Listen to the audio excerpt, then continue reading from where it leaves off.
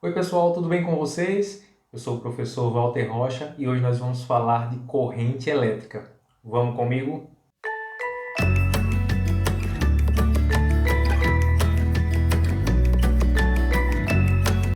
Em nosso cotidiano, estamos cercados por aparelhos elétricos, ou seja, equipamentos que funcionam à base de eletricidade. E aqui eu tenho alguns exemplos de aparelhos elétricos que nós temos nas nossas residências.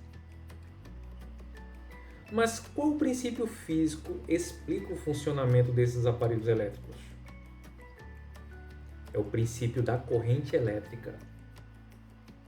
A corrente elétrica é definida como sendo o movimento ordenado de portadores de carga elétrica, elétrons ou íons, em um condutor elétrico. E eu tenho dois tipos de corrente elétrica. A corrente elétrica eletrônica, que é o movimento ordenado de elétrons em um condutor metálico, fio elétrico, e a corrente elétrica iônica, que é o movimento ordenado de íons em uma solução eletrolítica. Por exemplo, uma solução de água e sal, onde os íons se movimentam em sentidos opostos. Os íons positivos vão num sentido e os íons negativos em outro sentido, mas há um fluxo ordenado de íons. Aqui nós temos uma tela do simulador FET, é um simulador computacional. E este é um circuito elétrico composto por uma lâmpada, fios condutores, aqui eu tenho uma bateria e aqui um interruptor, onde eu posso ligar, fechar o circuito ou desligar, abrir o circuito. Essa bateria tem dois polos, um polo negativo de menor potencial e o polo positivo de maior potencial. Quando eu fecho o circuito, passa a haver a circulação de uma corrente elétrica, que é um fluxo de elétrons nesse caso, porque nós temos um condutor metálico. Neste caso, a simulação demonstra a circulação de elétrons, que é o que de fato ocorre. Portanto, nós chamamos essa corrente de corrente elétrica real, porque é devido à movimentação dos elétrons que se estabelece essa corrente elétrica. Porém, notem que a corrente elétrica vai no sentido do polo de menor potencial, que é o negativo, para o polo de maior potencial. Existe, porém, a corrente convencional, que é a corrente dita no sentido oposto ao sentido real. É como se fossem cargas positivas se movimentando, como nós vemos agora na simulação. Ocorre que essa não é a situação real, é uma situação convencional. Para todos os efeitos, nós adotamos a corrente convencional, porém, sabendo que o que ocorre de fato é a corrente elétrica real. E para calcularmos a quantidade de corrente elétrica em um condutor elétrico, o que precisamos fazer?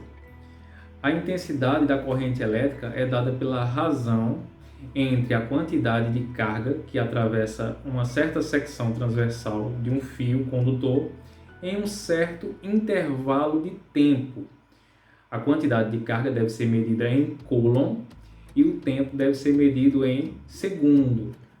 E a fórmula matemática que nos fornece a quantidade de corrente elétrica ou intensidade de corrente elétrica é I igual a ΔQ sobre ΔT, onde I é a quantidade de corrente elétrica, ΔQ é a quantidade de carga que passa por um certo ponto do fio, medido em coulomb, e ΔT é o intervalo de tempo em que essa quantidade de carga atravessa esse ponto do fio. A unidade de medida de corrente elétrica é o ampere, que significa 1 coulomb por segundo. Muito importante, quando você precisar calcular corrente elétrica, é preciso que a unidade de medida da carga esteja fornecida em coulomb e a unidade de medida de tempo seja dada em segundos. Se não estiver, antes de começar a utilizar a fórmula, faça as conversões. Vamos resolver alguns exercícios. Primeira questão. Qual a intensidade da corrente elétrica que percorre um fio elétrico, sabendo que uma quantidade de carga equivalente a 10 coulomb passam pela secção transversal do fio em um intervalo de 1 minuto? Para solucionar esse problema, nós vamos utilizar a fórmula da quantidade de corrente elétrica, da intensidade de corrente elétrica, que é ΔQ sobre ΔT. ΔQ precisa estar em coulomb, e você nota no problema que são 10 coulomb a quantidade de carga. ΔT é o intervalo de tempo, que precisa estar em segundos, mas está em minutos. Como 1 minuto é igual a 60 segundos, nós fazemos a conversão, colocamos cada um dos valores no seu respectivo lugar na fórmula. ΔQ é igual a 10 e ΔT igual a 60. Fazemos a divisão entre 10 e 60 e obtemos a aproximação 0,167 ampere, que pode ser colocado também na unidade miliampere. E para isso basta multiplicar por 1000. O miliampere é uma unidade bastante usual. Neste caso, significou apenas fazer a vírgula correr 3 casas para a direita. Os resultados são equivalentes. Problema de número 2. Uma corrente elétrica I igual a 2 mA percorre um fio elétrico em um intervalo de tempo de 40 segundos. Qual a quantidade de carga elétrica que atravessou uma secção transversal do fio nesse tempo? Agora nós queremos saber quem é ΔT. A questão nos fornece o valor da corrente elétrica, 2 mA, fornece-nos também a quantidade de tempo, 40 segundos.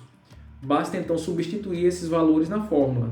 No lugar de I, eu coloco 0,002 ampere. Por quê? Cada miliampere é a milésima parte do ampere.